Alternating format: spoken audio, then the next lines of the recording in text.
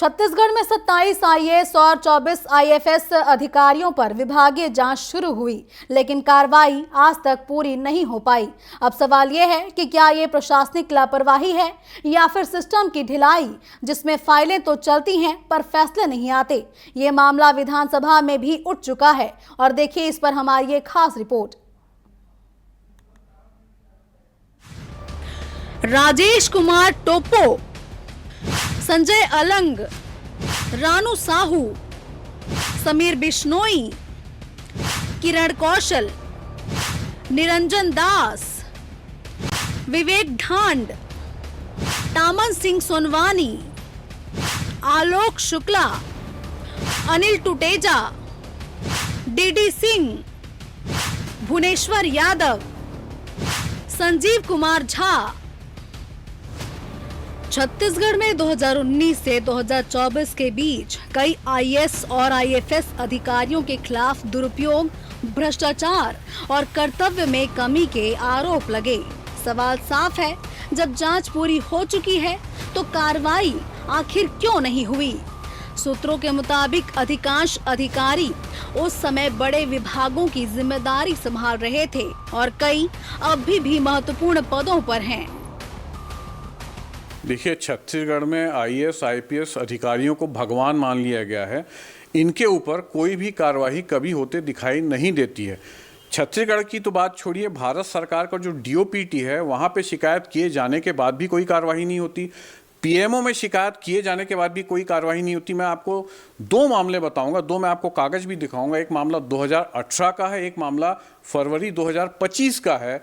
DOPT ने इनको चिट्ठी लिखा, मुख्य सचिव को चिट्ठी लिखा कि इस अधिकारी के ऊपर ये एलिगेशन है, दस्तावेज सहित मेरी शिकायत थी, उसके बाद भी कोई कार्रवाई नहीं होती है। और सबसे बड़ी बात, ये बड़ा दुर्भाग्य है, ये बड़ा शर्मनाक है कि छत्तीसगढ़ में ऐसे कई आईपीएस अधिकारी हैं जिनके ऊपर यौन शोषण के गंभीर आरोप हैं, गंभीर मामले हैं। अधीनस्थ महिला कर्मियों का उन्होंने यौन शोषण किया, परंतु आज भी उनके ऊपर कोई कार्रवाई नहीं होती। उल्टा ऐसे आईपीएस अधिकारियों को मलाईदार पोस्टिंग में नियुक्ति दे दी जाती। तो इससे अधिक दुर्भाग्यजनक, इससे अधिक शर्मनाक और क्या होगा?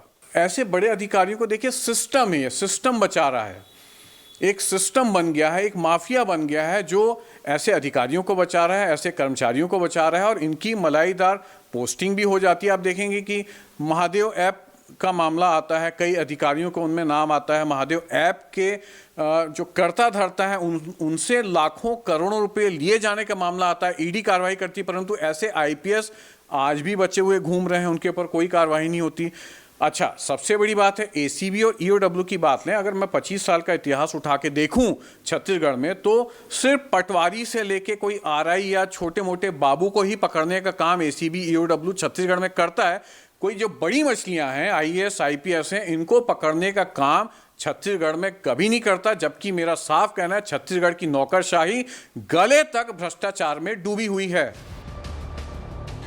रिपोर्ट के मुताबिक कई मामलों में नोटशीट आगे नहीं बढ़ी। कुछ में अनुशासनात्मक कार्रवाई का फैसला महीनों तक लंबित पड़ा है। विधानसभा में भी सरकार से पूछा गया कि आखिर देरी क्यों हुई, जिसका जवाब नहीं मिला। वहीं इस मामले में वरिष्ठ पत्रकार उचित शर्मा ने कहा, ये सिर्फ फाइलों की देरी नहीं, ये जवाबदेही की देरी है। अधिकारियों पर कार्रवाई रुकती है तो मैसेज पूरे सिस्टम पर गलत जाता है। कि हम अपनी विभागीय जांच करें, फिर आप उनको अन्य जगह या तो उनके खिलाफ एफआईआर हो या ईओडब्ल्यू में केस चले, लेकिन ऐसा होता नहीं है। लगातार जिस तरीके से बड़े टॉप मोस्ट केंद्र के जितने अधिकारी हैं, राष्ट्रीय सेवा के उनका अधिकारी, उन पे किसी प्रकार की जांच इनफैक्ट होती ही नहीं। उनके केवल दिखावा उनके नाम में। आप देखिए ना, चाहे तमाम जितने बड़े अधिकारी हैं, आप आईएएस हो आईएफएस हो, उनके खिलाफ जांच अटकी हुई है। मेरे ख्याल से लगभग दोनों मिला के 55 से 60 लोग होंगे जिनके खिलाफ जांच ईओडब्ल्यू में अटकी हुई है, विभाग में अटकी हुई है। इसको एक दूसरे टालने की कोशिश करती हैं सभी सरकारें। हकीकत में वो जांच के साथ किसी प्रकार का ये दिखावा करती हैं कि हम जांच कर लिए हैं, लेकिन इस पर किसी तरीके के लिए गंभीर रूप से कोई भी सरकार है, मैं इनफैक्ट वर्तमान सरकार या पूर्व की सरकार, कोई भी सरकार है, इस भ्रष्टाचार के मुद्दे पे गंभीर नहीं होती है। क्योंकि जांच होगी, जांच के बाद पनिशमेंट होगा या लिपअप होती होगी या उसको क्लोज किया जाएगा इसके परिणाम सुखद तो नहीं आएंगे किसी भी राजनीतिक दलों के लिए। सर, इसको व्यवस्था को कैसे बदला जा सकता है, वरना तो कोई भी बड़ा अधिकारी इस तरीके ये रामराज की परिकल्पना है, ये तो आप जो कह रहे हैं वो हम भी जो सोच रहे हैं, ये रामराज अभी संभव नहीं है। इससे हकीकत में अगर आप किसी गलत करने वाले को पनिश नहीं कर रहे हो, उनको पनिशमेंट नहीं दे रहे हो, सजा नहीं दे रहे हैं, इसका मतलब आप अन्य लोग को भ्रष्टाचार के लिए मोटिवेट भी कर रहे हैं और ईमानदार लोगों को आप खुद भ्रष्ट बनाने के। जब ईमानदारी में कोई भ्रष्टाचार में कोई तकलीफ नहीं है, लोगों को सजाएं नहीं है, लोगों को पनिशमेंट नहीं है, लोगों को डिमोशन नहीं है, सस्पेंशन नहीं है, तो इसका मतलब है मोटिवेशन है। तो फिर लोग मोटिवेट करेंगे और भ्रष्टाचार और करप्शन का लेवल डे बाय डे बढ़ते ही जाएगा। विधानसभा में सवाल उठते ही सरकार ने कहा, पिछले सरकार के समय की फाइलें थी, अब समीक्षा हो रही है।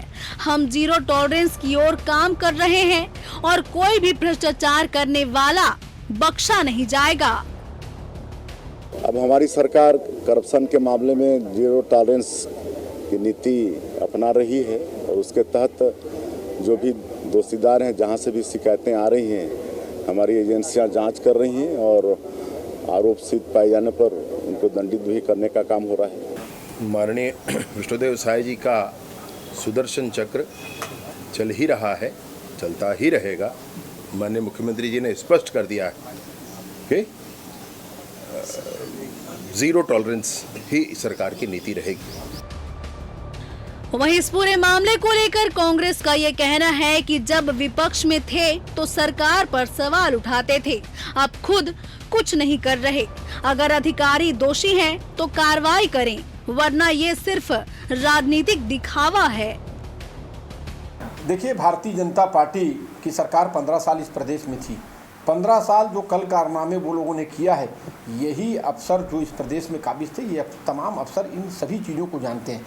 अब उन अफसरों पर कोई कार्रवाई की बात है तो कार्रवाई होगी तो भारतीय जनता पार्टी के नेता भी उसमें दबोचे जाएंगे। जो बड़े बड़े विभाग में बड़े बड़े मंत्री थे, जिनकी चल अचल संपत्ति चुनाव के पहले कुछ और थी, जब चुनाव हो गया, सरकार 15 साल हो गई, उनकी चल अचल संपत्ति अरबों और खरबों में बढ़ी है।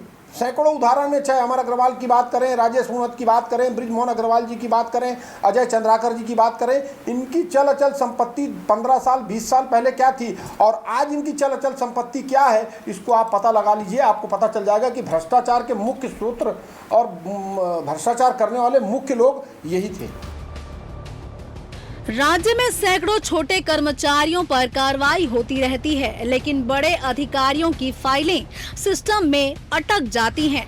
क्या छत्तीसगढ़ में भी जवाबदेही का पैमाना अलग अलग है? सवाल अभी भी वही है, जांच पूरी लेकिन कार्रवाई अधूरी क्यों है? टीवी 24 न्यूज के लिए राजधानी रायपुर से कुलेश्वर पांडे की रिपोर्ट।